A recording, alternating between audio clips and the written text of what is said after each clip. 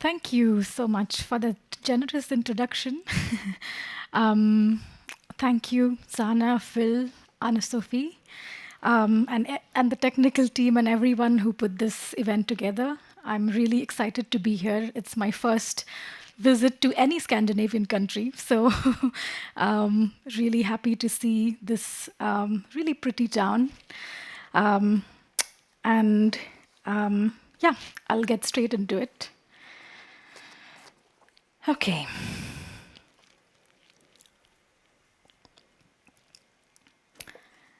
I think I'm going to speak for about 50 to 60 minutes. So maybe at 50 minutes, if you could just slowly raise your hand, I would sort of get a cue that I need to wrap up. Okay, so as we witness the world being ravaged by right-wing forces, the military-industrial complex, and frenzied nationalism, that has culminated into the ethnic cleansing of Palestinians, it would not be an exaggeration to say that this moment will be decisive in the way institutions will bear power, at least in those parts of the world where people have been enduring these existential conditions for decades and generations. I must also mention the plight of those in the DR Congo, Sudan, and the mass deportations of Afghan refugees from Pakistan as we speak here today. The inequality embedded in the most basic claim to human dignity is under scrutiny. The criminal has declared to be the victim. It is grotesque to witness the silence, rather willful ignorance and hypocrisy of the so-called civilized Europe in the past few weeks. The masks are off. And I must say, in the recent UN resolution for a ceasefire, Sweden, Denmark, and India actually abstained from voting for a ceasefire in the ongoing war on Gaza. With deepening Islamophobia, we are also seeing how the right in Europe is instrumentalizing this moment to push its anti-Semitic racial ideology.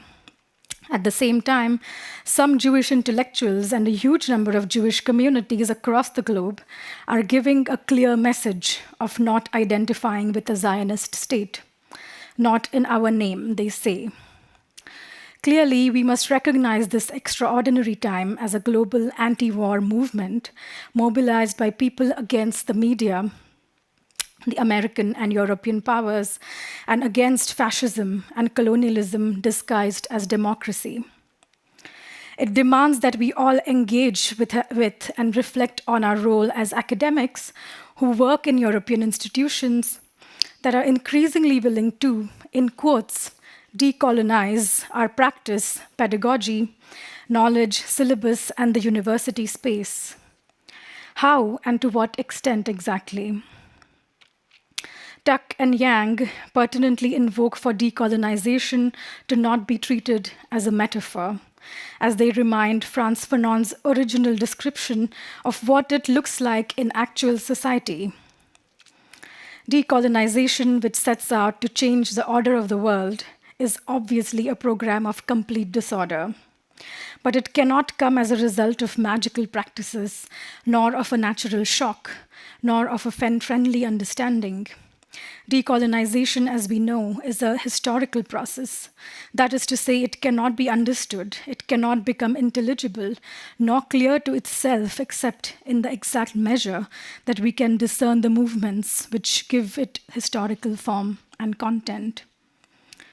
When donors are pulling out funding of many universities in the US, students in India, Britain, Germany, and other countries are detained, Arabs experiencing increasing police violence, so many of us in public institutions are being cancelled, suspended, or straight away losing jobs for challenging a settler colonial state, we cannot shy away to present-day colonial issues anymore. If anything, Fanon's work should teach us that decolonization cannot be about reparative or retrospective measures. It cannot be about attempting to make past abuses right in the present, but to recognize and take responsibility for abuses in the present. In warning about our relationship to history, Noted Israeli Jewish historian Ilan Pape remarks that the main debate used to be about facts, but now it is about the moral interpretation of facts. I say all this not just to provoke or to pay lip service to our current predicament, or merely to express my discontent, but to sincerely invite all of us to think about the changes we expect in universities, classrooms, in our syllabi, in our own thinking, in students, our colleagues, and society at large. It is important for me to say this also because the invitation for today's presentation is precisely about how we confront the vestiges of colonialism. I hold the rage, grief, exhaustion, and risk of this historical moment. I appreciate you all listening to me and welcome opposing views, contestations, and questions. Today, I will speak about a colonial and nationalist history of India, right-wing religious and cultural projects, erasure of minority cultures, their racialization and exploitation. The discursive tools used by the current right-wing dispensation in India are hinged on these issues and used against students, intellectuals, and any critical voice that challenges the totalitarian rule. It is in this context that I'm going to address questions such as, what is the relationship between sound, music, and colonialism? Why is it important to understand sound and music historically? What makes sound and music political?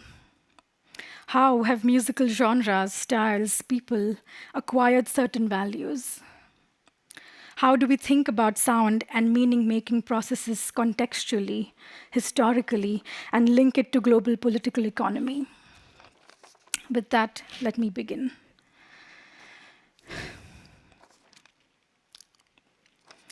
This presentation looks at European legacies of sound recording and collection on Indian performance traditions and their institutionalization in Western Europe. Postcolonial sound archives are characterized by the complexities arising out of colonial modernity, nationalism, and bourgeoning culture industries over the 20th and 21st centuries. Whilst historicizing sound and music within colonial, orientalist, and nationalist frameworks, I will closely look at methods of collection, cataloguing, and institutionalization to demonstrate transnational representations of India, facilitated by diverse actors, including collectors, academics, impresarios, cultural brokers, or nationalist reformers and performers. So it goes without saying that I account for the tyranny of colonial epistemologies, whilst at the same time shifting away from simplistic categories of the East-West or the Orient and the Occident.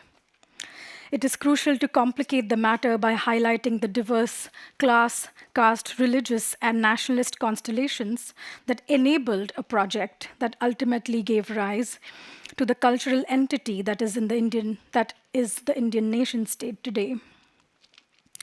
In doing so, this presentation will uncover the processes implicit in producing knowledge about music in musical and discursive terms. It will mediate a critical thought about the historiography of the Indian music archive and our relationship to music in post-colonial societies at large. So this presentation is divided in 4 parts. I will begin with an overview of the modern history of music in India to offer a context to the examples I will share later. In the second part, I will present some reflections on sound recording and the representations of India over the 20th century, whilst focusing particularly on Orientalism and German Indology. We will then look at and listen to some examples in the third section from a collection institutionalized in Göttingen, currently in Western Europe. And finally, I will reflect on sound collection itself as a historical project and the contemporary ethical predicaments involved in the study of sound archives and their future. I will be honest at the outset, I am going to be that stereotypical ethnomusicologist who speaks a lot about music and shares very little music, so I'm sorry to disappoint you. but please bear with me, as without the history, it would be difficult really to understand the sonic cues and meaning-making processes embedded in music. So, let's begin with the modern history of music. And by modern or modernity, I mean the time, let's say from the beginning of the 18th, from the late 18th and 19th century onwards, particularly with the British encounter in India, and Indian society very increasingly becoming a capitalist society. So this history sort of can be traced to around that period. And those of you who are not necessarily aware of the independence movements, India was colonized until the 1947. That's the year when India got freedom from British colonialism. So it's the period from the late 18th, early 19th century until the mid 20th century. The way we understand music and musicians today is largely a product of colonial and nationalist modernity. While music has been documented in several forms throughout Indian history, European colonial projects documented and produced discourses that would serve as tools of power, which refashioned music's fate in modern India. Musical accounts were extensively found in travelogues of colonial commentators, army officers, and civil servants who operated on the principle that the pathway to really understanding Indian music was through Indian religions, particularly Hinduism, with a Christian missionary passion. Orientalist authors such as Sir William Jones and his colonial descendants, for instance, devised a canonical understanding of Indian music, which required nation, notation, and religion in order for Indian music to be authentically classical. Jones' works must, in fact, be considered as the starting point of what Janaki Buckley terms as the colonial sociology of music in India, based on myths, misrepresentations, and propaganda as justifications for colonial rule. The supremacy of texts on music must be highlighted here. Despite the dominance of oral modes of transmission of music across the Indian subcontinent, the written text was not only assumed as the primary method of accessing and assessing knowledge about music, but in turn was used to reshape it by valorizing it over orality. From the dissemination of Orientalist texts on music by colonial administrators to launching a variety of public institutions by the Indian elite, which included, say, music appreciation schools and so on, where a lot of these texts were circulated. The Indian elite that propagated a Brahmanic or high caste supremacist ideology via music making. And by Brahmanic, if some of you are not familiar with the term, it's basically ascribed to the caste system in India, and the topmost or those communities or those people who are assigned a particular role and who claim the highest position in the caste system are called Brahmins. And it's a hierarchical socio-economic structure, which is controlled through endogamous marriages, so marriages within a particular caste group.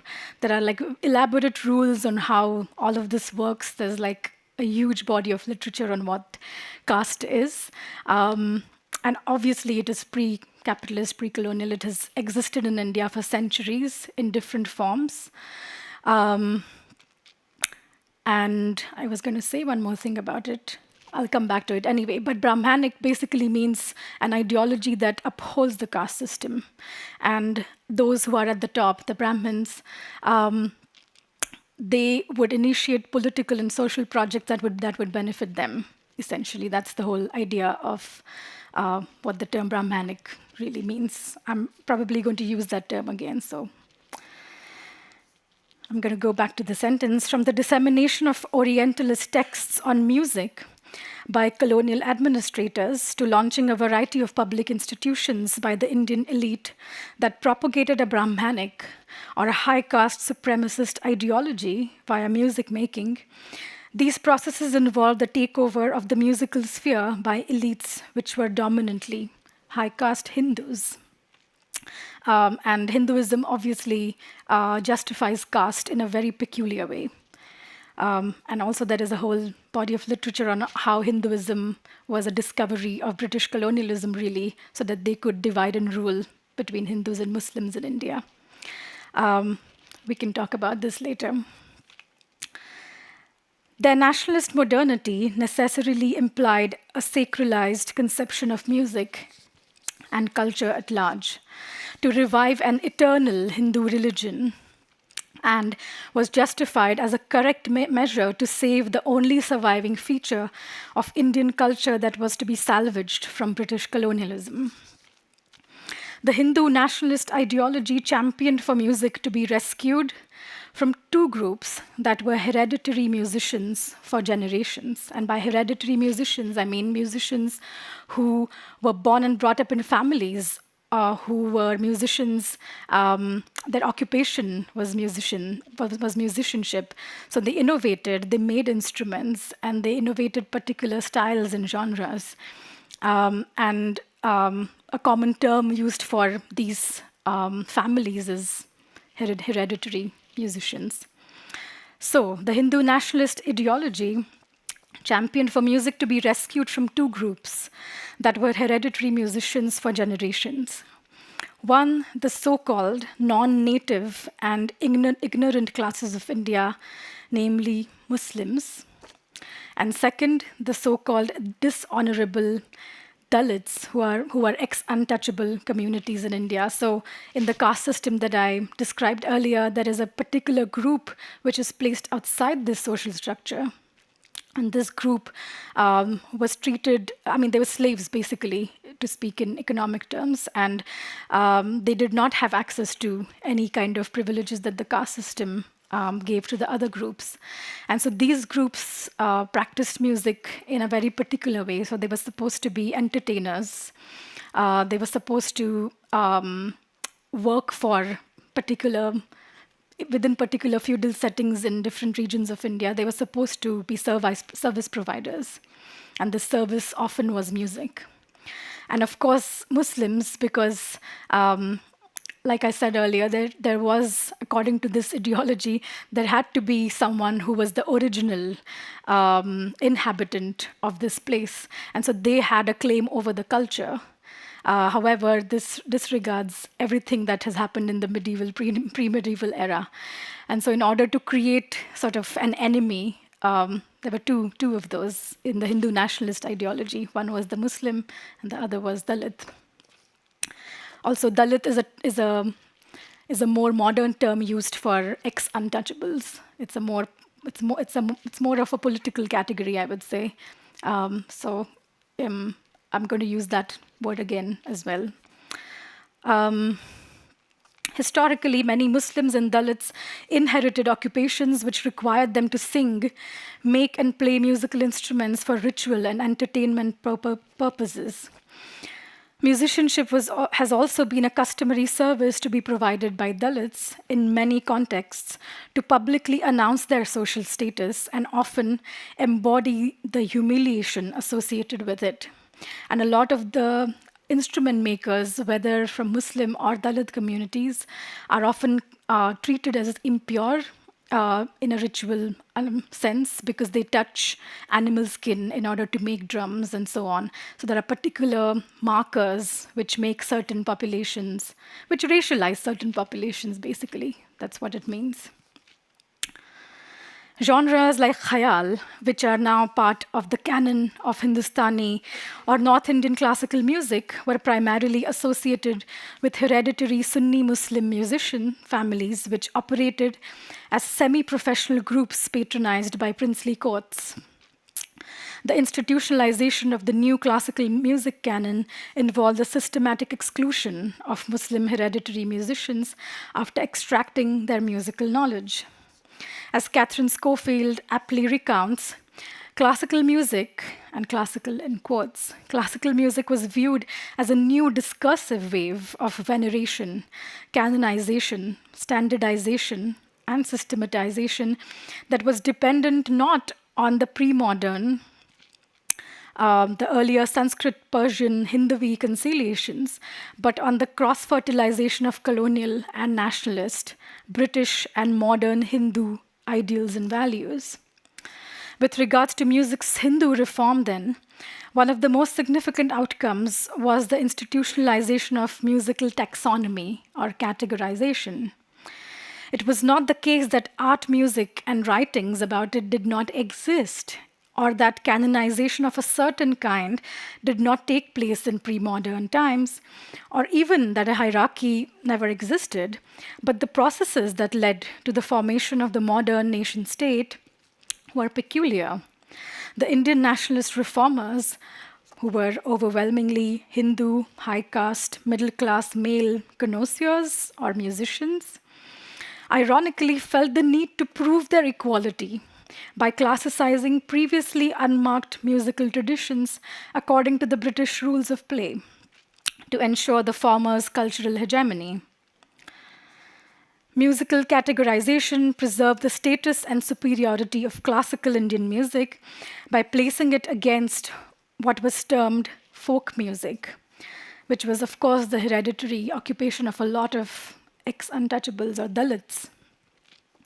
The emergence of the folk concept and folkloristics in the 19th century institutionalized a distinction between the expressive practices of the so-called advanced and backward social groups. Stefan Fiel, Frank Corum, among others, note that by racializing them, colonial and Indian elites understood low and outcast rural hereditary artisans to be representatives of folk culture who lacked status and theoretical knowledge about the music they created. Even today, the folk category presumes a lack of refinement and symmetry and is often assumed as an antithesis to classical music. Over the 20th century, folklore studies, music collection, and transcription of oral knowledge was central to the project of nation building, wherein folk music was to be codified to retain a nationalist and regionalist spirit. And you still find that after 1947, as newer states began to form in India, each state had to claim its own regional culture. And this is when folk music became even more sort of institutionalized, more intense in a way.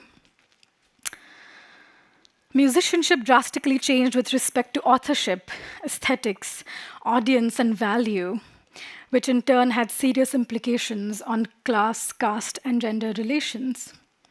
It is no coincidence that majority musicians and connoisseurs in the classical music sphere have been from the high caste, middle class groups from the mid 20th century, which is today still the case, by the way, at least in most regions of India, I would say.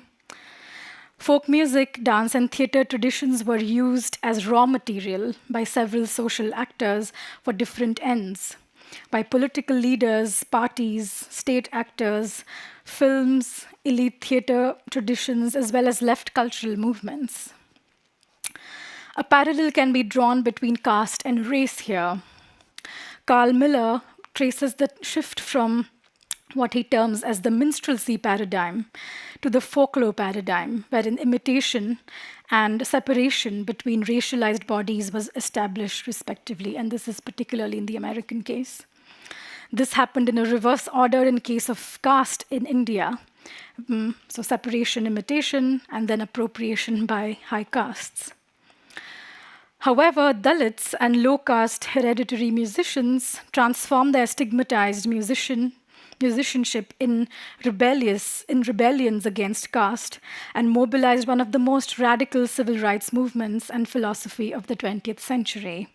So please keep this in mind as I'll return to some of these examples later in the third section. Thus, the equation of Indian music to classical or classicized traditions in India, like Hindustani, or North Indian, and Carnatic or South Indian music must be put under scrutiny. Amanda Wiedemann rightly points out that the canonical place accorded to Indian music, Indian classical music, in the discipline of ethnomusicology is due to the fact that its status as classical music allowed many ethnomusicology programs in the West to argue that their field was legitimate, indeed commensurate with musicology. Putting it slightly differently, Schofield demonstrates that Indian music's classical status helped its students to fight for the equal place of world cultures in the Western academy, using the discursive weaponry of musicology against itself. Simultaneously, the equation of Indian culture with Hinduism must be critically assessed. The modern history of music then not only institutionalized musical categories, assigned value, created hierarchies to music and the musicians who produced it, but also reified racial colonial epistemologies. This institutionalization is observed not only in academic curricula, archives, and collections of music, but also their newer manifestations with the flourishing of culture industry. So, for instance, world music and fusion music and whatnot. Okay, so I think we can move on to the next section. I'm going to have a sip of water.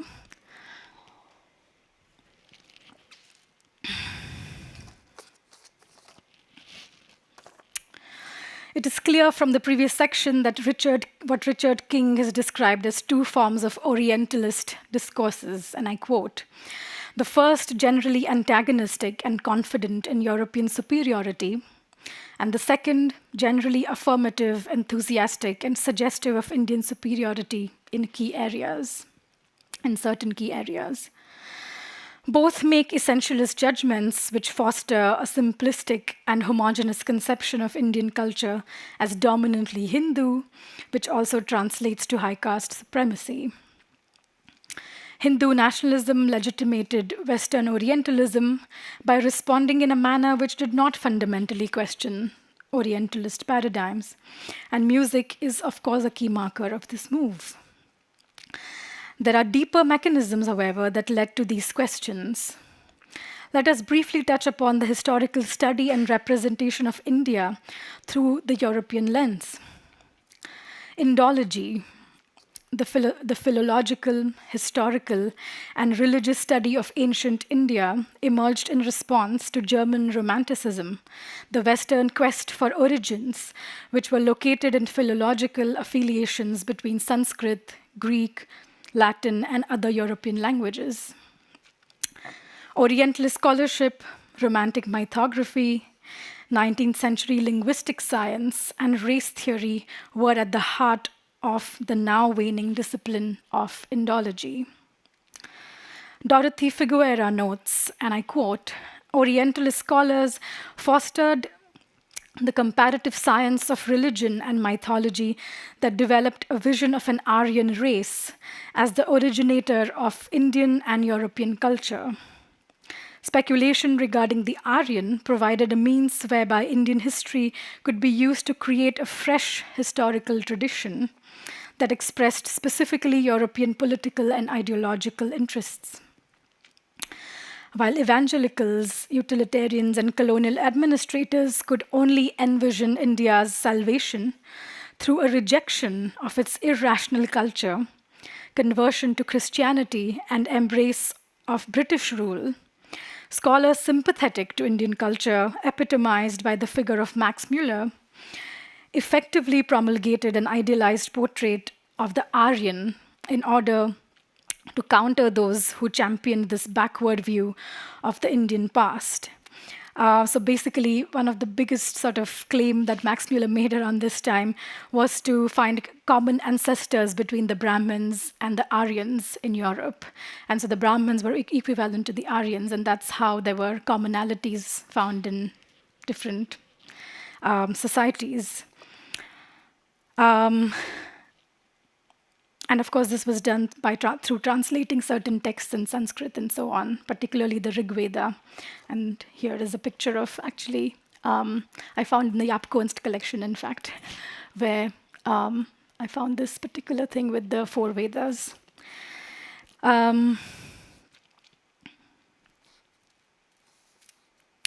German Indology is unique not just for its justification of colonialism, but to find genetic racial commonalities between Germany and India vis-a-vis the Aryans. So while Orientalist discourses in the Saidian framework, Edward Said, that as many of us may be aware of, were used as instruments to justify and strengthen colonial rule and to establish a clear division between the superiors and the inferiors, German Indology went a step further. It was peculiar for its inward gaze, which aimed to construct the conception of a historical German essence and defining Germany's place in Europe's fate, which was rooted in the German romantic quest for identity. This indeed created powerful theoretical foundations for Nazi eugenics in Germany, as Sheldon Pollock and Dorothy Figuera have persuasively demonstrated. Indeed, German Indology and its institutionalization in Western European universities served as an important source to several generations of European scholars and collectors until it started to wane in the last decades of the 20th century. We cannot emphasize enough that this is the lineage of sources that would become the study material to represent or present India in Euro-American institutions. We find that historiography of Indian music and culture at large has dominantly remained in the shackles of shared myths and their weaponization to maintain hegemonic orders.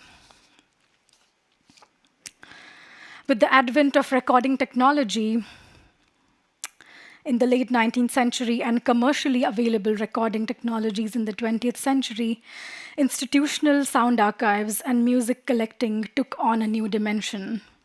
While music recording of different genres became part of a growing industry, it also became viable to record sound in addition to written texts for early ethnologists, comparative musicologists, and collectors. Among the most well-known European collectors of Indian music in the 20th and 21st centuries were Arnold Adrian Bakker, Alain Danielou, Nazir Ali Jairasboy, and Felix van Lamsweerder. And of course, there are many more who had their own private collections, but I'm going to focus on some of the main sort of collectors who are well known for various different reasons, including their connection to academia, of course. So while working as a postdoc fellow at University of Göttingen as part of a DFG, a German Research Foundation project, I looked at the sound collection of Dutch collector, curator, and impresario Felix van Lamsweerder, which, among many publications, led to the digitization of about 1,100 items and an online database created with the Berlin Phonogram Archive. So I worked on this between 2017 and 20. Since this time, I've been reflecting on sound archives, collections, their utility, historical baggage, and their future. Taking a look at van Lamsweerder's biography and later listening to examples from his collection, let us now explore the networks and connections of European collections of Indian music. So, born in 1934 and brought up in Amsterdam, Felix van Lamsweerder grew up in a family of artists and was fascinated with music from a young age. He took piano lessons as a child, studied European classical music, and grew up listening to diverse styles and genres of music on the radio. Van Lamsweerder stumbled upon a sarangi recital on All India Radio channel when he was bedridden with tuberculosis as a teenager. He recalled during an interview how deeply moved he was by this sound and wished to pursue his interest further. Van Lamsweerder described that as the first moment, described this as the very first moment of his deep interest, curiosity, and passion for music of India. Van Lamsweerder worked professionally as a sound engineer while completing this education his education in the Netherlands. From 1956 to 62, Van Lamsweerder worked at the Royal Tropical Institute as a research assistant under musicologist Jaap Kunst. On Kunst's advice, Van Lamsweerder majored in cultural anthropology, which would be a stepping stone to pursue the latter's interest in music of India. Van Lamsweerder completed his pre-doctoral degree in 1962. His thesis examined the textual and music records at the Indian Embassy and sources at Leiden University. Commenced under the mentorship of Kunst, this study enabled Van Lamsweerder to enter a network of scholars and collectors of Indian music from the UK, US, and other parts of Europe. In 1962, Van Lamsweerder undertook a 6-month research fellowship at SOAS under the supervision of musicologist and collector of Indian music, Arnold Bakker. This project focused on preparing a fieldwork trip to India together with Bakker's assistant, Nazir Ali Jairazbhai. Van Lamsweerder went to study the sitar at Banaras Hindu University in India on a 2-year student exchange scholarship from 63 to 65 from the Dutch and Indian governments. During an interview, he shared how he was increasingly drawn to sitar, particularly as this was also the era when it was one of the instruments that came to be associated with India or the East and its mythical constructions, particularly the hippie movement, Ravi Shankar and the Beatles and so on. In 1963-64, he joined Nazir Ali Jairazbhai for his field trip to India, where he learned about and recorded music, theater, and dance traditions and dance genres of diverse communities in central and western India. He also traveled by himself to a number of places during this time to explore his interests in musical traditions based on his early academic study of Hindustani and Carnatic classical music. He shared how he was glad to have helped an interest in both classical traditions, since most scholars studied North Indian or Hindustani music only. He simultaneously pursued sitar lessons with Ustad Imrat Khan. On his return to the Netherlands in 1965, the Department of Anthropology at the Royal Tropical Institute appointed Van Lamsweerder as curator of ethnomusicology. Over the next few years, he also curated a number of Indian musical instruments for the collection at the Tropen Museum. In 1969, he published an article, Musicians in Indian Society, an attempt at classification, based on his fieldwork and preceding review of literature. Additionally, he delivered lectures and designed programs for the Dutch radio, which served as introductions to Indian music in Western Europe and North America. Van Lamsweerder continued visiting India to attend music festivals, conferences, and concerts, and to meet his teachers and friends. But his time in India between 63 and 65 seems to be the longest and most significant of all his visits to India. Furthermore, Van Lamsweerder was also influential in the introduction of some of the most well-known musicians of India to the Netherlands and other parts of Western Europe through public and house concerts. Within the legacy of collectors of Indian performance traditions mentioned earlier, Van Lamsweerder must be recognized as one of the first collectors and impresarios to have introduced Indian music to the West, with his sound recordings, lectures, and as an intermediary between the Netherlands and Indian cultural spheres in post-independence India. Van Lamsweerder was also instrumental in putting together a number of cultural festivals and performances presenting African and Southeast Asian countries, recordings of which make up a decent portion of his collection.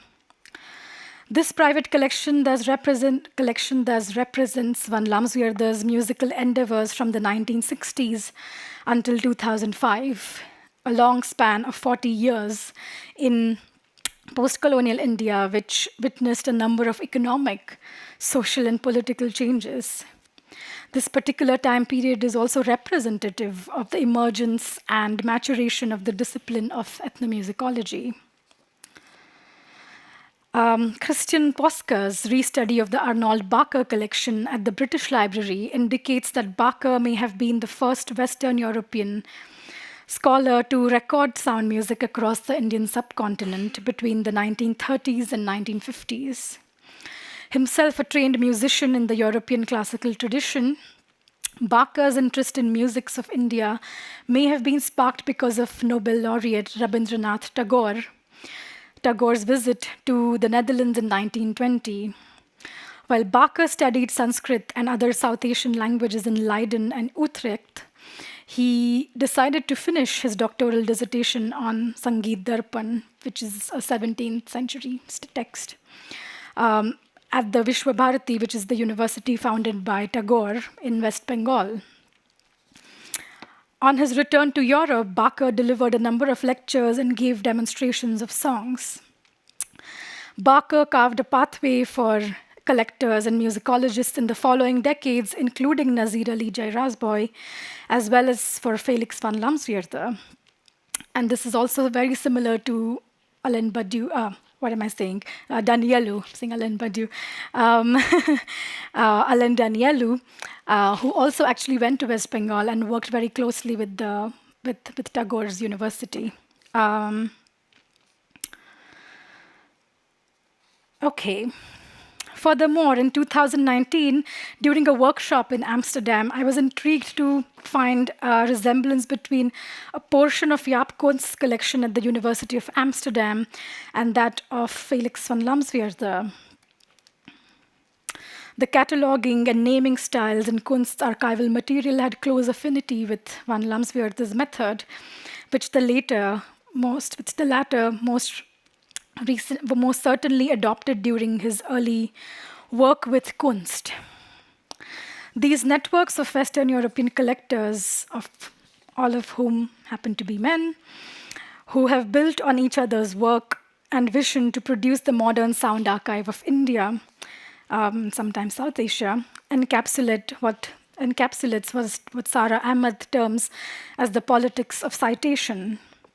These citational structures can form what we call disciplines.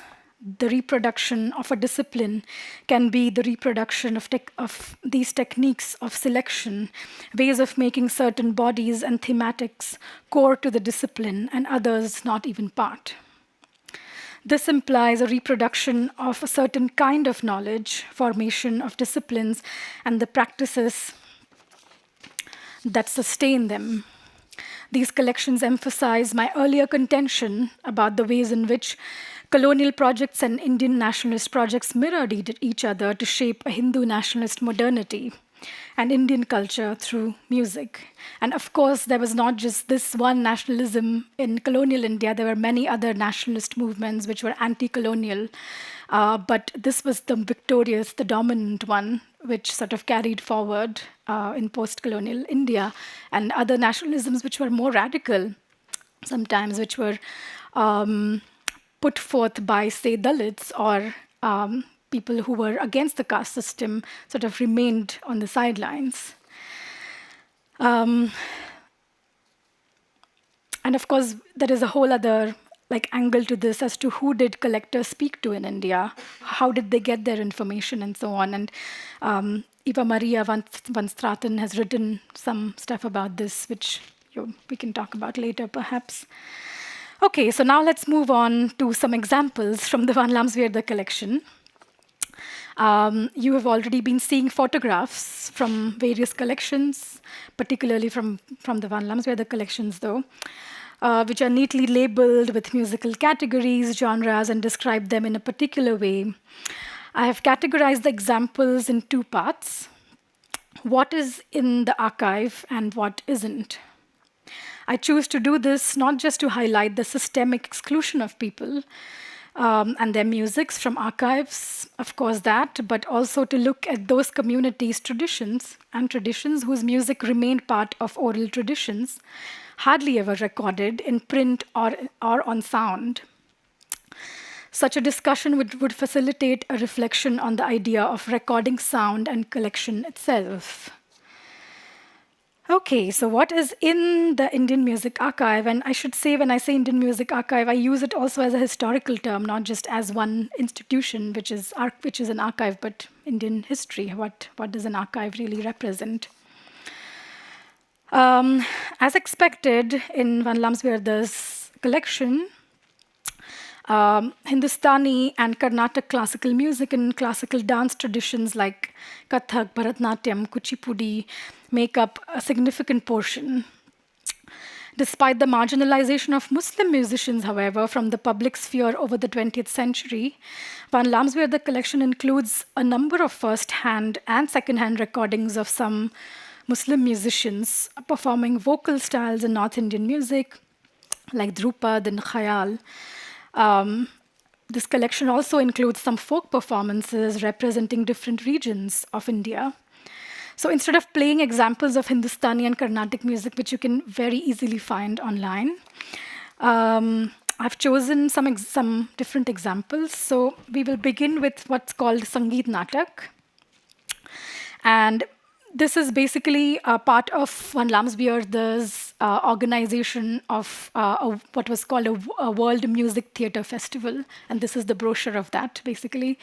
Yeah. So he surveyed a lot of different groups in the western region of India who performed this particular genre called Sangeet Natak, which literally means a musical play.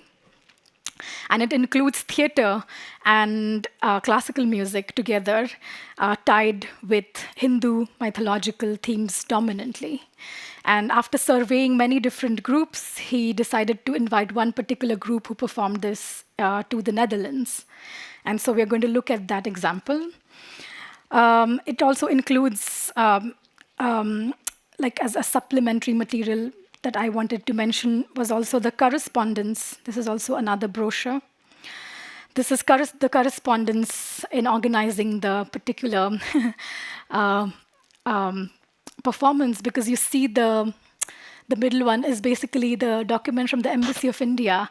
And that means you need somebody from India who is literate enough to actually understand how these diplomatic languages and connections really work in order to be able to even come to a point where you can represent a certain group to go to the Netherlands and so on. And that sort of literacy is very peculiar in this case, I think. And there was one classical musician who was heading this particular group. She was the one who initiated this entire project. And she also translated the entire play into English, and then someone from the Netherlands translated it into Dutch. So let's look at Sangeet Natak. Maybe let's go like here. And you can see the translation on top of the screen and this is like the sound from the auditorium. Oh, sorry.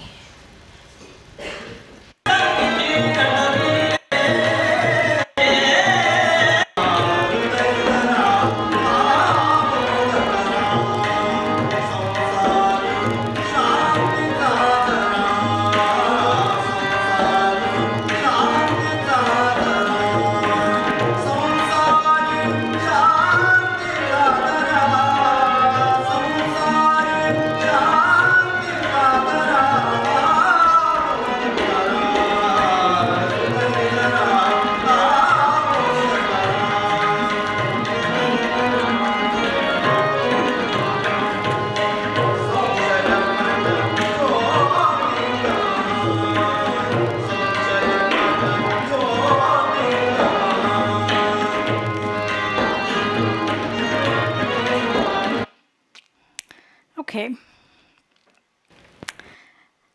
The next example I have is of what is now termed as folk music. It's called tamasha. And this is basically the genre which was historically practiced, performed, innovated by Dalits and low-caste musicians, and this was performed as part of a very institutionalized entertainment setting, and it included music and theater and dance together. And this particular form basically turned out to be the raw material for what you just saw, the Sangeet Natak performance that I played before. But this, there is no, of course, there's no video of a tamasha in the collection, just saying, but there is some audio, and I thought I'll play like a small part of it.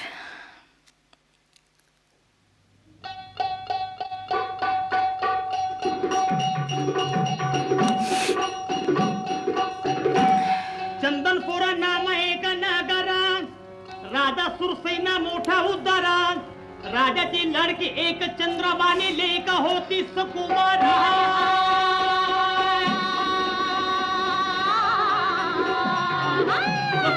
होती सुकुमार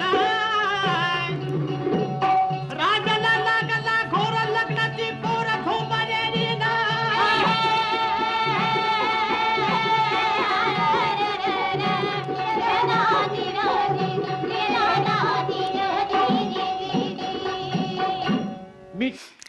So basically, this particular form was sanitized, and that is what became Sangeet Natak in the early 20th century. 10 minutes left? Yeah.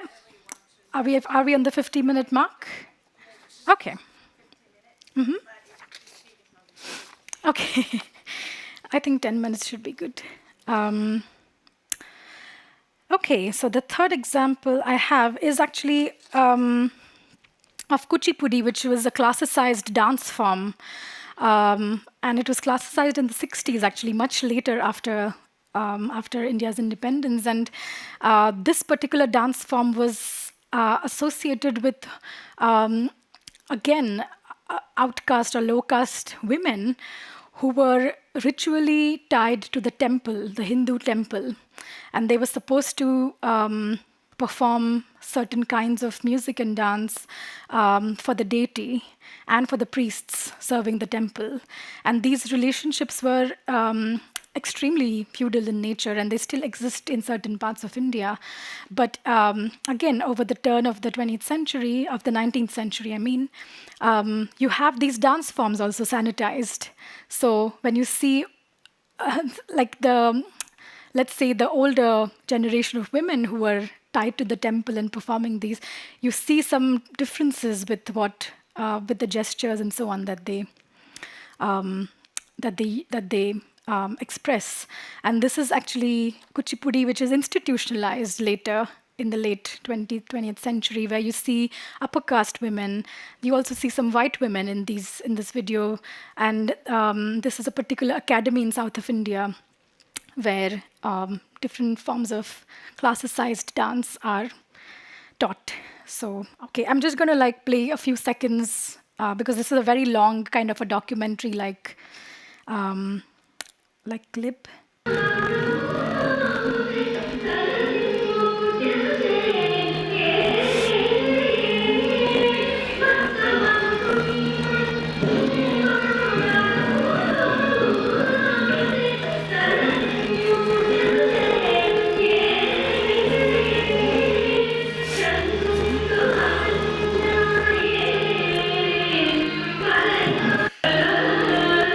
The teacher, of course, Labit Life Music.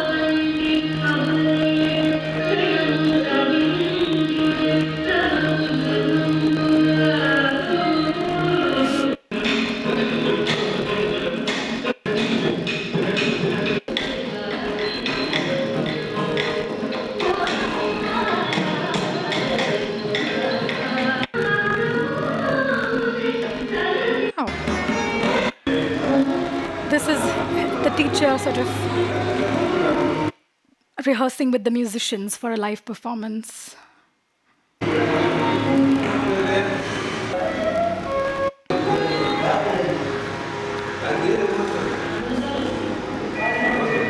And this is the final performance.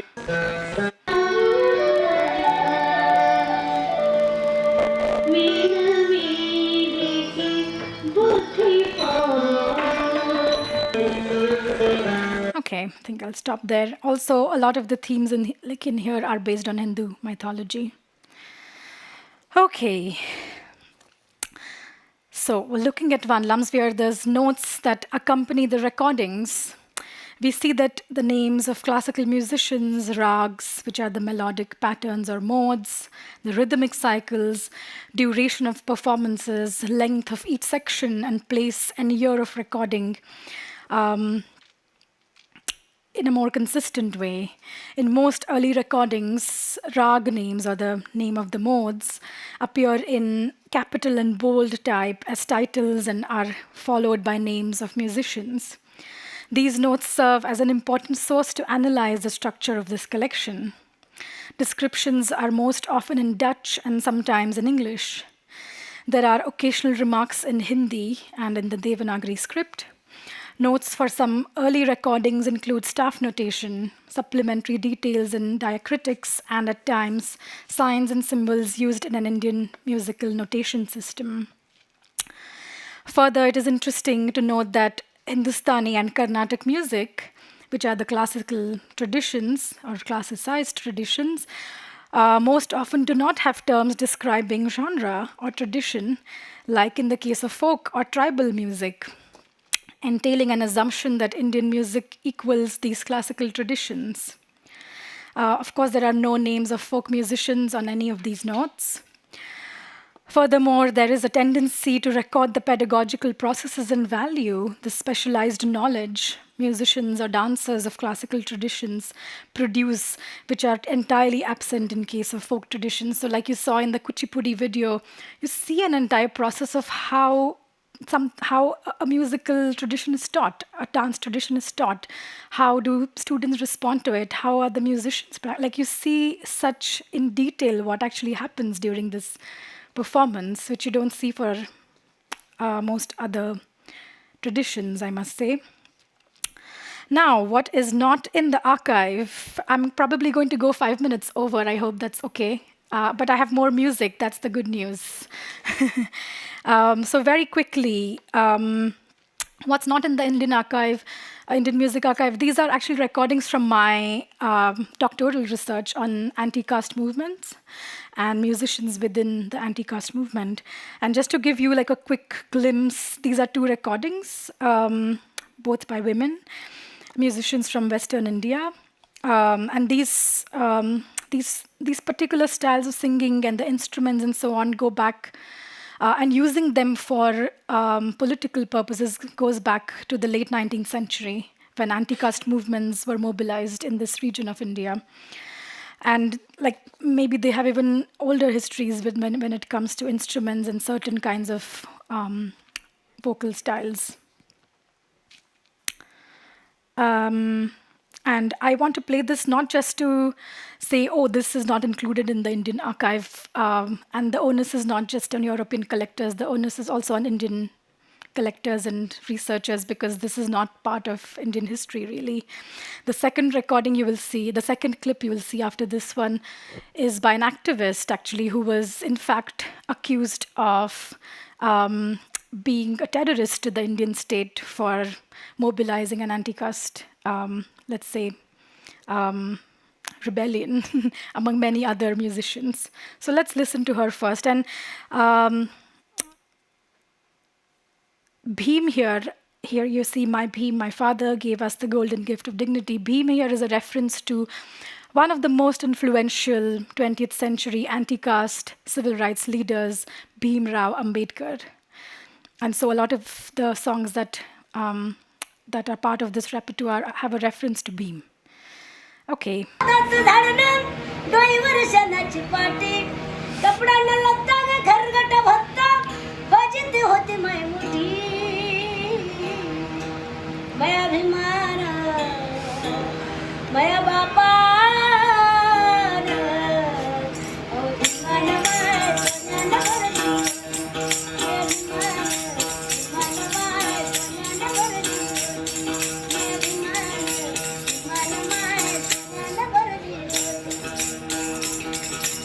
Okay.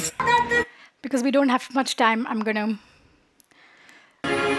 साधी गोष्ट नाहीये आणि म्हणून बाबासाहेबांनी 2 शत्रू सांगितले त्या मनवाड्या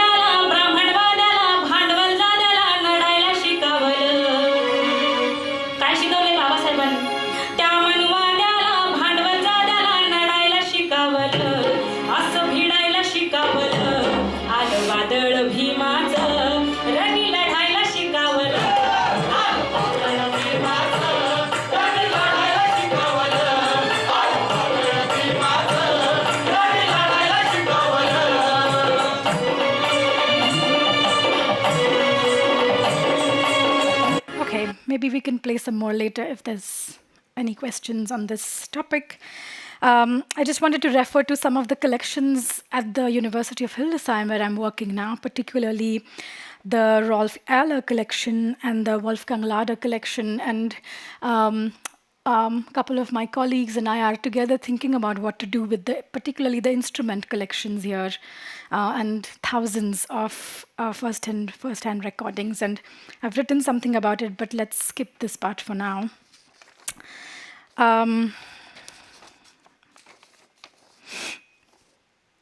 Okay.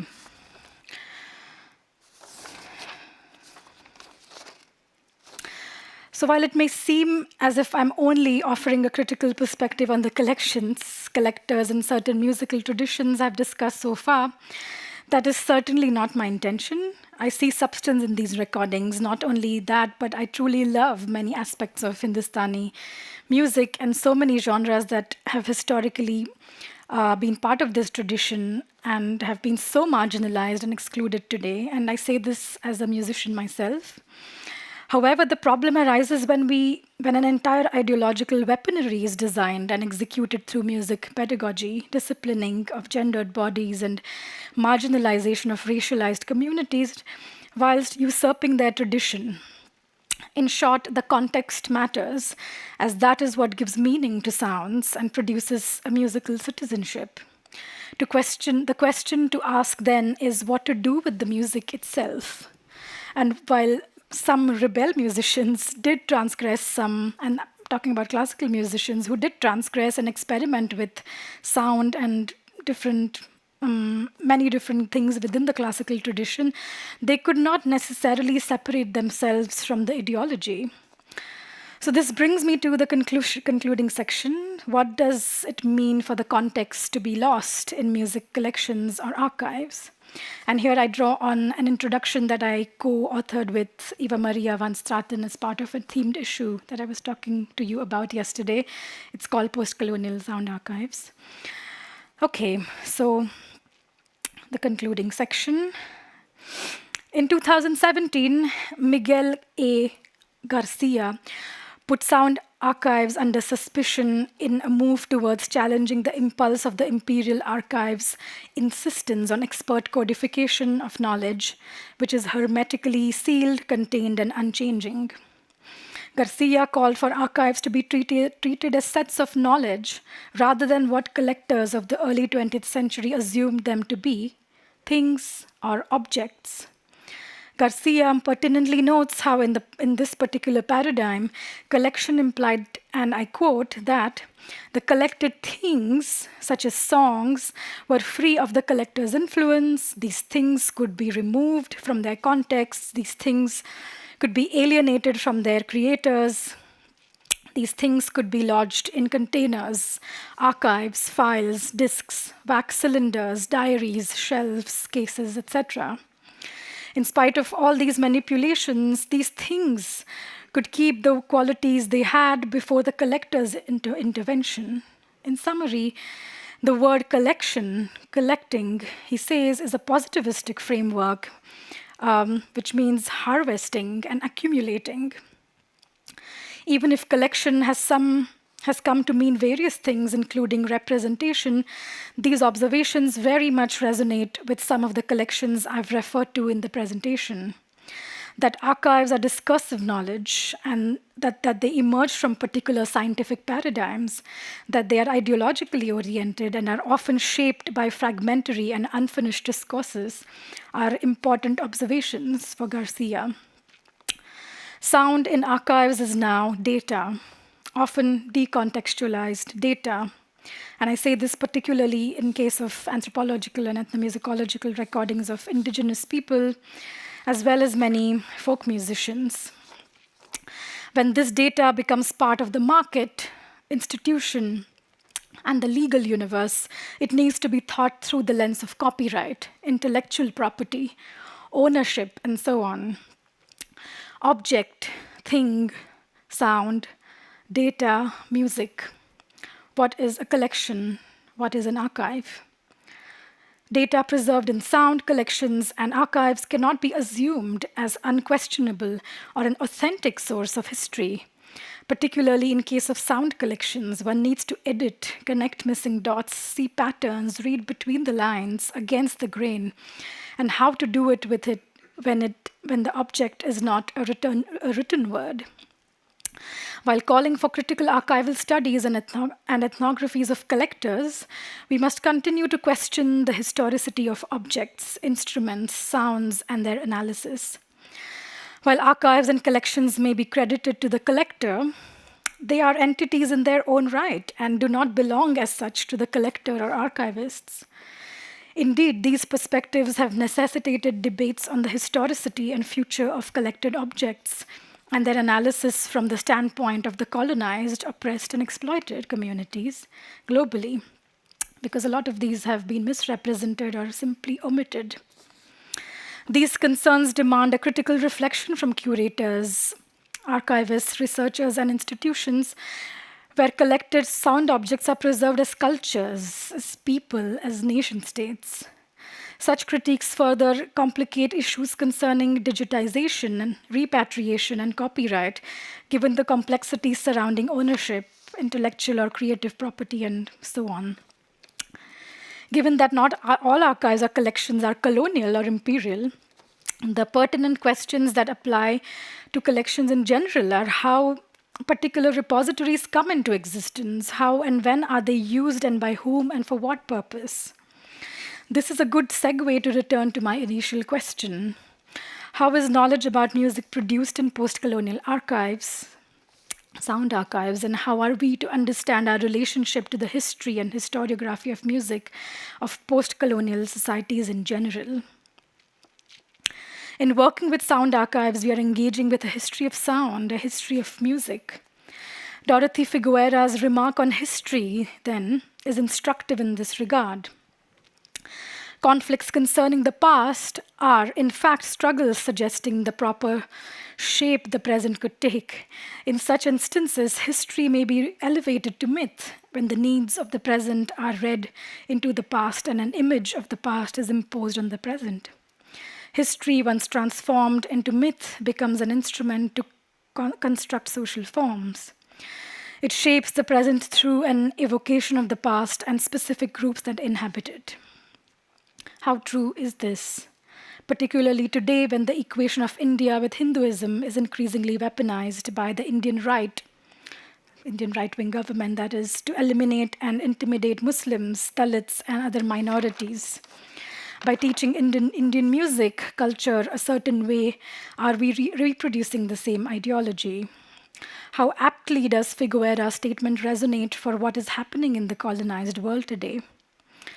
In thinking about changing or decolonizing academic practices, can we navigate the institutional space unconditionally without pressures from stakeholders?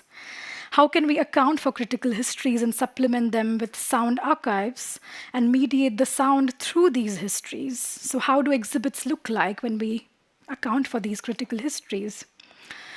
With regards to collections of musical instruments, how do we begin to scrutinize the radical change in making a musical instrument, a museum object to be seen by Western Europeans and not played or performed by the musician who created, innovated, and performed it?